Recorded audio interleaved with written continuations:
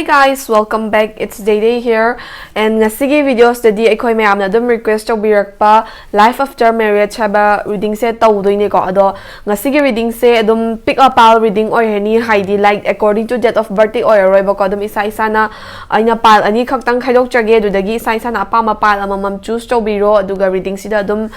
isa ge ba pal dugi timestamp to description box adum hapcharam ge aduda changaga aduda like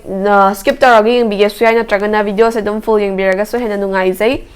ado ngasigi video se adum general reading oigani aduna yam ka hena personality resonate tork taba yae ba ko aduna personal reading to bining basing na ige Instagram link to ige description box ta hapchara mage aduda adum changbiraga isagi slot adum haidi Instagram na message thabiraga isagi slot adum booking to bayani ado ngasigi video se camera se som na hingdara may id hingdara khangdra haidi ai phone ya dre ko phone ya da baduna ngai video thagat chabasu adugi oidoine adum kuina thagat tri do ngasi se exa ahan boina try tawge na ina ipad tagi video se nambane ba ado mayak se sengdoira sengoidoira adegi like ingao have a karam ding no mit se som da mu yeng ne mi som da mu yeng ne mi karam ding no khangdre do aingon ne the video reading do ina focus taw biro aduga reading se adum continue to or se ai pal do uchar age let's get into the video.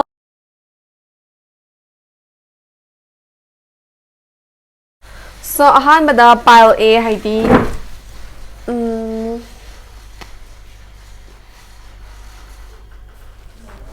so pile A sige tarot deck se ko na tragana sige pile ze khanbi basing do dum ngasi di card chu phajna urani duna card to ina focus to wiro yam thire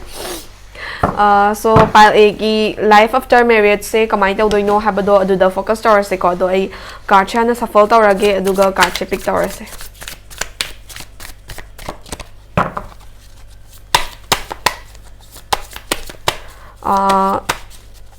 card ahum khaktang pick taw jage ko haidi yam energy card ke card su yaw gini dui dara ga su yam ka hen ba detail oi ba reading ta or gum se haidi ai video se trial taw bone ba ko aduna mathang da ong phasna read taw jage so knight of swords, king of swords is kai na ne tai se ba, and then ace of cups, knight of swords, king of swords, ace of cups. Ama tanggap pick tawge ko like I want to satisfied oi jada ba do the emperor ai card singje amamam to ina budi ulake do sida card mari sure ko sisiga amamam to ina budi ulake aduga energy card amaga affirmation card amaga su hapcha kike ani mit yung bom khang ra ba wishes ko pal e khani basing se negative su khar yawe and then positive su dum yawe ko so service adagi affirmation jina dum amatang draw tawzerge affirmation jide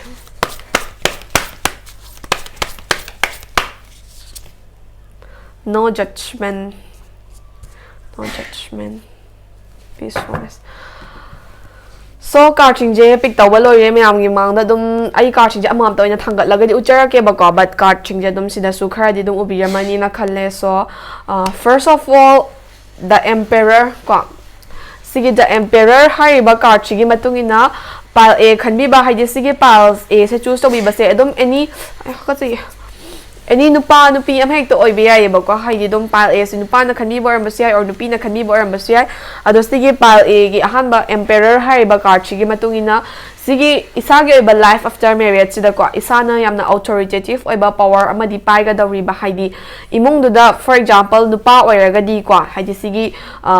card reading se nupa na khanbi boy taragadi isagi relationship se marriage to convert to ba matung haidi life after marriage se ko isa je imung manung di ba measure roles and responsibilities ko mapu ba adagi authoritative power se isa na pai ba isa na authority pai ba hai je duties and responsibilities khara sudum la adabane ba aduna authority pai re imung sida ai apam ba daloi namak chatani hire ga su isa ge ba duties isa ge ba responsibilities su fulfill taw na ba hotna biyo hai ba gi mong da si card na advice piri ba ko ado mostly si gi card che na kai hai gi ha matam da si gi reading se pal e sin nupa na khanbi boi tar ga di imung manung du ge ba authority imung manung du ge ba measure responsibility se isa na marriage star ba matung da isa na loi namak pai ni hai ba gi mong da advice pi du na adu pai hai na isa ge ba authority do misuse to ba gi mo ta isa gi duties responsibilities phajana fulfill taraga isa ge ba family life to phajana smooth oina chat ba ngam na bo na biyo hai ba nakan amarom da na sigi pile a sinupi na choose to bibo ita di ko sigi emperor hariba card sigi matungina imung duda isana changuba matamda haidi nupi haiba se ai sunupi ne ko dumaina nupi amana marriage to matamda isagi oiba yum isagi oiba responsibility isagi haidi yum pala iba do na haidi nupa mayum na taba isagi ba yum do ko adu duda puramba authority and responsibility du dagi nupa mayum da chatla kanda puraka da authority and responsibility du na pura anauba ama oidoi ne ba aduna change of environment amala kani change of authority amala kani haidi hana puramba responsibility duga tungda puraka da responsibility siga mana roiba aduna adugumba change of environment change of responsibility du da adapt to bangam na ba chatpiyo haibagi mong da sigi card na advice piri ba ko nai mathang da knight of swords sari ba card che thol eba sigi knight of swords sari ba card gi matungina pal e khani ba sing se like marriage kum ba taw ba matam da khitang impatient oi get taw ba haidi marriage already tawbira ba sing na di khangbiram ba yai adagi tawbidri ba sing na su ngai ngam singam da ba gumba careless oi ba decision gumba lauge na khanbirak ba lait ar ga di haidi ngahak tagi khanthau da ba decision khara na ko tung the life after marriage da awaba khara pirak ba yai ba aduduna sigi knight of swords chari ba card na isagi marriage gumba gi anywa arise star pa matam da tara thokna khantha biyo haidi like isana marriage related or life partner related decision ama hekta lodri kanda phasna haidi wakhal je kam oina khantha biyo ba maramdi ngahaki excitement na ngahaki impatient ba nature na losin ki ba decision khana life after marriage ta kitang awa ba pirak pa yai haidi dum ning ba thung da bagumba adagi dum pen da bagumba siguma khara thengnar pa yai ba duna impatient oi bigano careless oi bigano life ki ba marriage ki ba any decision loram dai da ko kitang tara thokna khantha biyo brain dagi phasna khantha biyo haiba advice pi ba aduga sigi card chigi matungina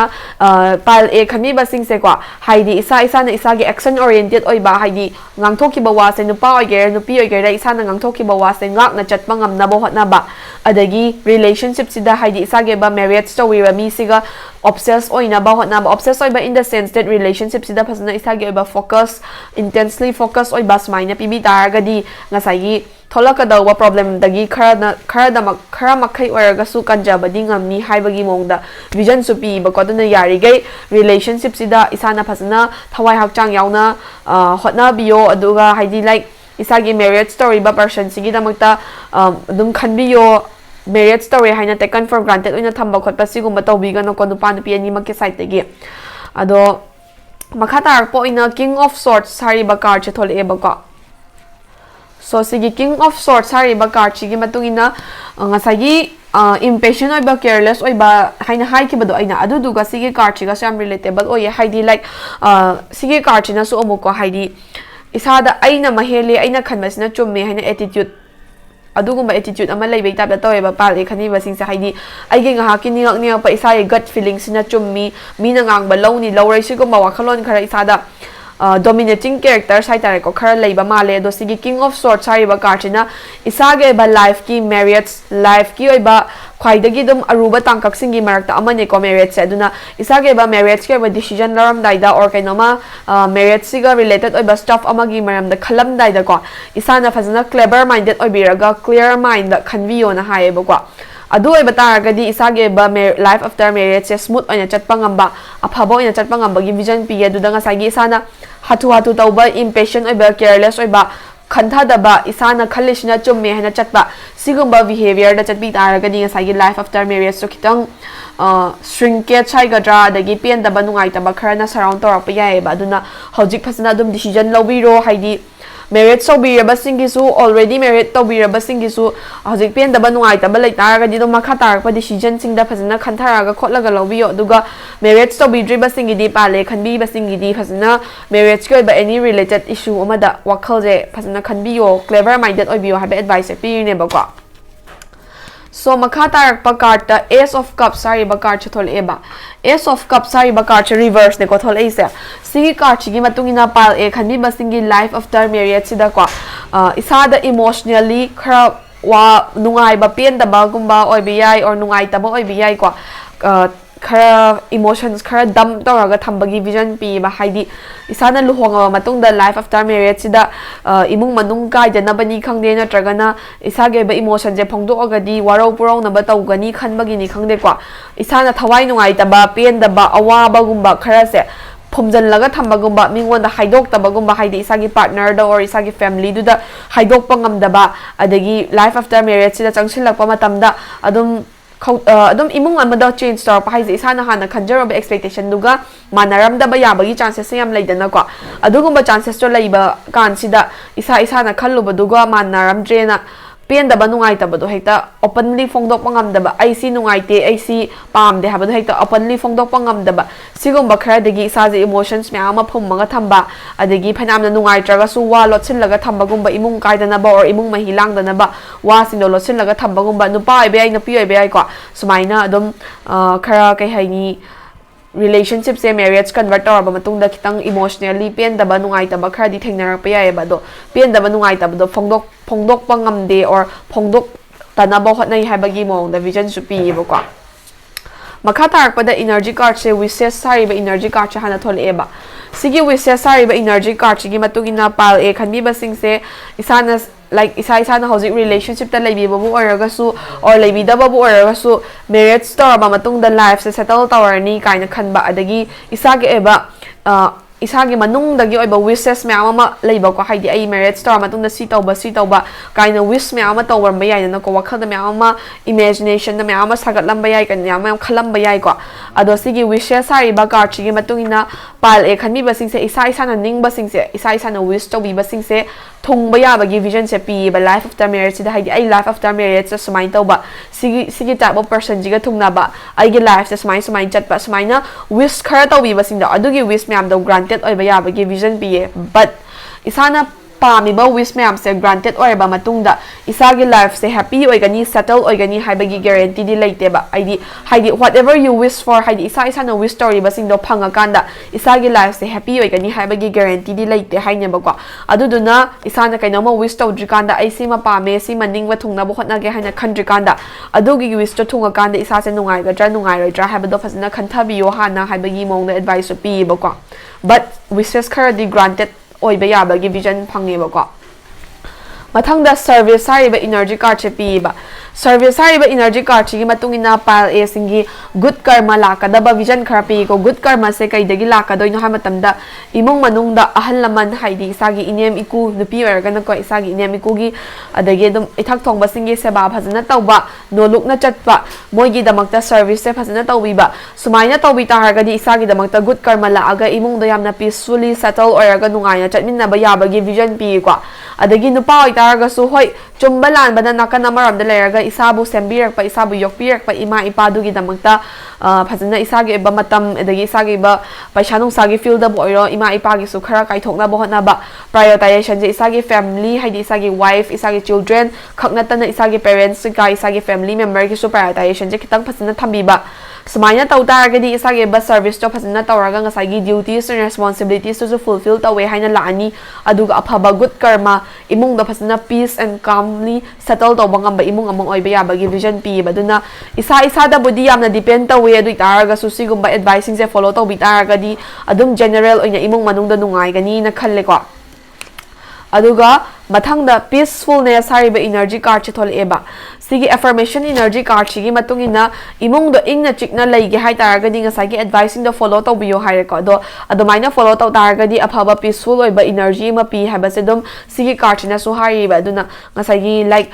isagi emotions kumba lochan da khojan baduna isagi partner gi yana ba yana da bagi makha da pole ko adu taraga su hojiki family da service tawba dagi prioritization pi ba du gum masinda fasna follow taw taragadi peaceful oiba settle oiba life amagi vision pi life after marriage da ko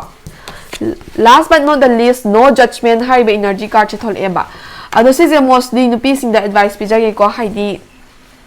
nupi amana nupa amagi mayum da marriage toraga chatpa haise like moi aseng mamayum da chatline ko haidi imung amada mase masagi mama mapagi manata leramba degi nupa du gi manata chatpa haise nupi gi di aseng mamayum se magi nupa gi mayum du dani na haidei ko so sumaina mana yum pala aba matungda imung manung du gi oiba kai haidi thabak thoramda ko masagi own family dona deal do bangam da masagi own family dona tackle do bangam da noina ngangna ning bangaw noina tawning ba tawno id no judgment da leige su ba wakhalon khalak pataraga di madu khaidagi aran ba wakhalon oigani ko hekta no judgment kai haini simak hayena imung manung du da mi khatnaraga odan na ngangna sakna ba khana chaina ba tawbiyo haiba makti te but isana chatli ba isagi husband gi family do isagi ba family ne na khanbi raga nasagi judgment pi da ba ya da ba jaga or comment pi da ba ya da ba jaga dadi isana dum phasna mi myam do convince tong na bo hotna ba ni khangde or phasna judgment or kai haini isagi ba thoughts and feelings to adum phongdok piyo banga sagi emotions to phummaga thamba kaina haido adu do maina thamta ga di sa da dum makhata na pian da ba nungai ta bal age hatred kumba se dum build up torakani ba family members ngi against ko aduna yari ga adum isagi ba wa opinion adum phasna phongdok piyo aduga adum imung loina mak peacefully calmly settle to mangam na ba phasna chat piyo ba ado thodok ba ahen ba fattaba energy makti pi de bako ado ngasagi wangang da bakho taba tomina leine kaina emotion myam build up tawbaduna fattaba helak pa yabagi chances lay aduna adugi da makta kitang kai haini isagi emotions ko mo yam ka hena nungai tragadi pelak tragadi phummaga thamaga grudges hold away mo ta phongdok piyo bako so amatanga draw tawjage like future da ko life after marriage the future da kai lege have da amatanga draw tawjage 3 of swords ko so sige card chigi matungina pile a khanmi basingi life after marriage se isana khallu da ba mong da kitang heartbreak kumba thamoi shokna nungai ta bagumba ko negative side ta kitang chatle ko haidi nga sagi isana emotions ka phumba dugi oi basai ko haidi dum isana hairu base isagi family duna tabi da bagumba haidi life after marriage ta isana merit tore ba family duna isagi wagumba tabi da bagumba or ke haini isagi wagumba da opinion gumba da phasna kai hani entertain to biyak ta ba hai ga dra dagi nga sai isana nungai ta ba me ama phummaga thamaduna maram oraga thamoi shokna nungai ta bogum oi be ame hekta oi be ai ko but some sort of thawai nungai ta ba situation khari thoka dawre ba duna yari ga emotions ko ba do build up to bi ga no phongdok na bohot na biyo phongdok o hai hekta khatna biyo ha ba budi nate but yari ga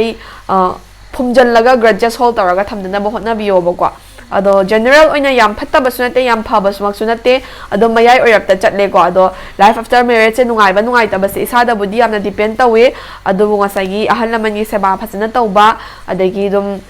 isagi ba emotions phongdok ba responsibility fulfill tawba sigum ma am da phasana pangthok piraga di aphaba side ta chatkani na khale so all the best to every one of you life after marriage ta phaba ngak ta oimin na ba ngambai ngase ado ngasi gi na di pal egi reading se sida loye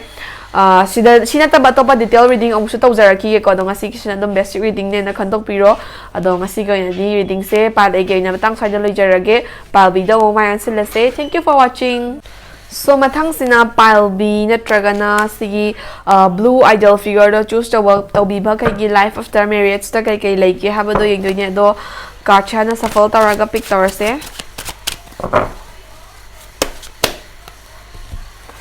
Ten of Cups ko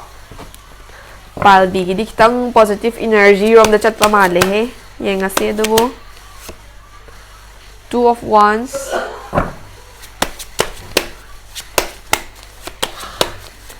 mostly life after marriage se hoi nupa ge da su dum resonate tawba yai but ai ge card sing je mostly nupi ge side ta pick tor pai type ta tawe ba ko ado simak hai na nupa da su resonate tawroi ha ba de te dum yeng bio kai kai lei ge de nga se queen of swords card ama ga draw to jage seven of swords ko okay ai gi mamang gi pal e do like negative energy thok mal lak ta na ko ai se explain ta bong khang tra bane ha ba ado sigi na mo sisu negative energy yaw di yaw e ba ko but apha ba se dum khara ma khai di dum thol e hai tare freedom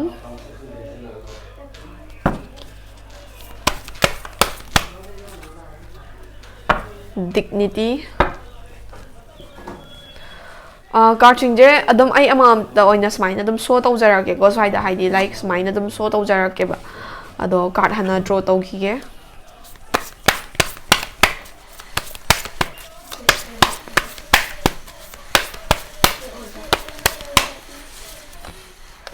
self love some interesting oiba cards ngak tani na khalle good things to come ko so smaina thola di energy se kitang aphaba thola pani na reading se nungai dong ma le mamang do pra ai sai than na matha sa jara ne ha card myam do like pal de gi do negative oi man da ya khwang nai so pal b gi reading from the focus star se ahan ba card ta 10 of cups sari ba card che thole ko ure ko sidi phasana so sigi 10 of cups sari ba card sigi matungina pal b khami basing se moi gi life after marriage se moina pamjaba haidi pal b khami basing se isa isa na pamjaba partner single life se marriage to ba phangba adagi happy oiba haidi like isa ge ba ningjaba mayam da thunge kaina khanjaba ko isa ge wish sing the fulfill tawre isa na hana dagi pamjara pa isa na khanjara pa mi duga life se settle oire kaina haibagi harau ta yamba sida so marriage story se ko nu pa ma ga nu pi ma ga marriage story ga family ke kani yeng boy do nya basi se duna isa ge ba relationship to communal support phangba family ki ka dagi phasna support to ba adagi isa na pamjaba mi duga phasna settle to bangam bagi vision na pi ko aduna isa na pamjaba mi ga settle to ba haiba sida maktabu marriage to ba sida khwai dagi nungai ba thim mamo oi do nya ba duna life se amna interesting oi khalak pai ta to ba marriage to ba matung da adagi isa na pamam ba me am se loina ma complete to bangam mani kaina haibagi isa da vibe ama phar pagumba sigumba khara gi vision pi boko sigi han ba card china mathangda amu 2 of 1 sari ba card chithol eba reverse ta ko so sigi 2 of 1 sari ba card reverse sigi matungina pile b khanmi ba singi life after marriage se phazana smoothly progress to ba hawra mani ba ko smoothly progress to ba hawra padagi som chaklak pa matamda restrictions kumba limitations kumba khar lak ba haidi marriage to drikanda sidi mi khudi maki life tadi oidoi ne ko but marriage to drikanda lairam daba haidi restriction or limitations adum sima tawge khanba do or sima pangthuke khanba da restriction and limitations khar di lak pagumba adagi thabak ama taram dai da ai marriage story ba partner sina nungai gadra nungai roidra habagi doubts kumba khar arise tor pagumba ko adugumba khar di thengnar pa yai dui targa so dum phazna wari sanaraga khotlaga communicate taraga understanding maintain taraga ko ngasagi doubts and limitations to declare to bangam ni ba but ngasagi limitations and restrictions ko mahai tar ko amana amada restriction ko ma-impose na ba adagi marriage to bani na si tawba yai de habagi restriction khar di dum lakti la ani ba duna sigumbagi damakta kitang di ready oraga leibiro ba ko aduga mathangi card china relationship sida life after marriage ta ko queen of swords hari ba card thol eba sigi card sigi matungina marriage to ba hai si maktabu except for some exceptions khara na tanan nupa amaga nupi amaga loina mak marriage to ko yaman exceptions haide dum ke haini like gays and lesbians sigo manatana hai tare ko adum atopa relationship khaidadi mostly adum nupa amaga nupi amaga marriage to we da feminine oiba person do haidi nupi do kok leiba haigadra adum kai haini mawon ideas me ama thokpa adagi working women gumbo oiba pamjaba hai aduma khai na imung manung da handle tawroi habadina teba ko relationship sida nupi oiga dori bi doma do adum masage eba creative ideas me am leijaba working women mak oidraga su imung manung se kamaina chalaini imung manung se kamaina handle tawni sigumbagi wakhalon se amna leiba clever minded oiba ko aduguma nupi imo oini ba aduduna sigi card chingi matungina imung se like mana marriage star padagi haidi se nupi na reading tawbi yengbi boy taraga di ko isana marriage tawbadagi isana marriage tawriba yumdo isagi husband gi yumdo prosperous oiba hen abundant oiba nungai bo oiba gi vision pi ba duga nupa na reading tawbi boy taragadi isana marriage tawbiraba matungda isagi wife jana isagi yumda laaba matungda isagi life se hen advance tawba ngamba luck open up tor bai tapda tawba dagi magi haisingba in the sense that good way da ko magi mana khangjaba mayam do puthok charaga imung manungda handle tawna bo hotna jaba adugumba mayam duna adum aphaba good luck adagi abundant oiba opportunities mayam ama super pa yabagi vision pi ba aduna aphaba khara gi vision lai ko so mathang the 7 of swords ko sige 7 of swords hari ba card sige matung ina ngasai gi relationship se isana pamba mi ga su settle taw ba yai haire adagi isagi wishes mayam fulfill taw ba parents ki kagi family gi support phang ba adagi nupi si lakpa dagi nungair ni khotlani smaina haiba sida yamna phardi phattaba khara hette gawre eba maramdi life se balance out tawna bagi damakta do sisina phattaba se outside influence khara lagtori na hai ba haidi isage ba marriage life se settle oige badagi prosperous oiba abundant oiba bu oiro na tragana dum aphaba khara lak ba hobadagi kalak khaman ma mi se dum khara tholaka dawri ba sise mostly isagi nakna ba mi oiga doine ko friends oibe ya relatives oibe ya ko haidi stranger na di kaishul aga kalak khaman ma se pangna phawraga su apatta ba se tawba ngamaroi ba do mostly isaga nakna ba haidi dom family duga nakna ba relationship ta relationship in the sense that relatives oi bi friendship oi bi ko adugum ba khara dagi mioi khara na mang da di yamna aphaba saba ba tung da di kalak khaman ba khara phawga dawri ba kalak khaman ba khara phawba du na maram oiraga moigi life after marriage to peacefully settle oi ri ba do adu do thugai na bagi damakta phatta ba ngangsin matam sin ba engine ba sigum ba se khara thengnarak pa dagi paisa nungsa gi field da sumina paisa nungsa wai ge khotke kaina haibiraga wai khraga piraktaba gumba sigumba adum some sort of deception betrayal khara outside influence khara lakadaba leiba aduna palbi khani basing do life after marriage ta ko isa gi imung gi nataba tongan ba outside influence kumba da yam ka hena trust to bigano incident ama crisis ama thopa matamda first and foremost isagi family ga hana tana biyo aduga mina ngangba mina sakbada yamna ka hena trust to bigano haiba advice pi boko coming to the energy cards ahan the freedom hariba energy card chep thoeba sigi freedom hariba energy card sigi matungina ngasai second card na di amok some sort of restriction and limitations khara la kani haidana ko aduguma restriction and limitations to di isagi traditional oiba oibiyai or isagi society na build oba restriction oi me yai ba adu taraga su isagi partner ga isaga ge marak di trust phazana tawnaraga amana amada phazana trust tawnaraga di life the free oina happy oina leiba ngamni da ko aduna isagi partner ga isaga ge marak di freedom hariba energy se radiate tawe tawbada bu ngasai bound toriba restriction du di society gi oiba norms rules and regulations oi be yai na haiba ko aduga sigi energy card na dignity hariba energy card che thole ko dignity hariba energy card chi gi matungina partner ani do haidi nupa ga nupi ga do ngasai nupi do su working woman adum oiba pamdraga di pamdra ko do oiba pamjaba oi taraga di nupa da na nupi du gi dignity magi work value do respect to biyo na haiba aduga nupi da na su nupa da no work to jari ba do phazana supportive oi biyo respect to biyo amana amagi work ta dignity leiraga amana amagi work ta respect to narakanda imung no chokhat pangamakadabani na haiba do kaidau nungda partner amana amada hanthana yengbagumba se tawgano afabo ina chatke haragadi haiba advice pi ba ko mathangda self love hariba energy card che thole ko sigi card chi gi matungina pile bi khani ba sing se yamna sacrificial oi ba haidi like moi se dum moi family gi damaktani haidi life after marriage da moi masa gi wants and needs me ma sacrifice to bangam gadaba adugumba energy thole ko do sigi card chi gi matungina family comes first haraga su isabu self love tawba isabu pamper tawba amuk ti kaw bigano haidi family gi damakta khanbada isagi tawbam thopa mayam ma sacrifice tawba taraga su isagi damakta amuk ti matam kai thokpiyo paisa kai thokpiyo self love tawbiyo ko sumaina affirmation energy advice piye aroi basina good things to come hariba advice thole ko good things to come hariba affirmation advice gi matungina palbi khani basing sigi life after marriage ta hojik mak marriage to biraga problem go ma face to bi boy taraga su aphaba khara la ka dawba leire aduga marriage to bi dri basing su marriage to ba matungda aphaba khara la ka dawba leire ko duna good energy khara radiate tawe duna aphaba sing sibu welcome tawna ba aphaba sing sibu ok na bagi damakta haraw na tayamna prepare taraga leibiro hojik wabi bataraga su aphaba la ka dawre aduga marriage to bidri bataraga su marriage to ba matungna opportunity ni khangde am hekta aphaba khadi lak tore ba ko so sumaina pi palbi gi reading se yamna kaisu phattaba vision gumba pi de kwa ado adum yam future gi oiba vision amatanga draw tawjagi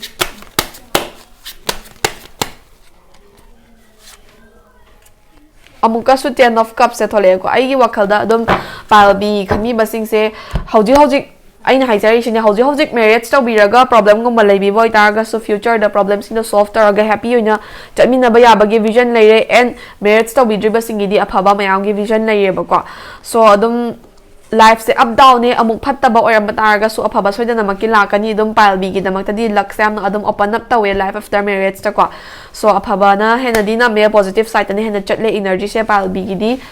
ado ngasigi oina palbi gi su general reading se matang soida loijares dagi dum lawba yaba advice option biro aduga mathangi reading amung I minare se ngasigi oina di palbi gi reading su solution jarage thank you for watching so ngasigi di video se matang soida solution jarage ado aina ngasai haijabu duni camera se yangbam khangdre do dum trial video ne na khandok piro do reading do sakta focus taw da bida reading da dum tabiro aduga mathang dagi hena heibar yengage ai karom na yang doino do phasana practice tower la age ngasi ko na di reading se matang soida solution jarage dum aibu makhata na support taw bio channel asibu subscribe taw bio video se like amadi share taw biraga isa gi dum opinions no comment taw biramo ado mathang da dum hena interesting ba video pujar age do ngasi ko na di reading se video se so reading se so soida solution jarage thank you for watching my video stay tuned for more bye bye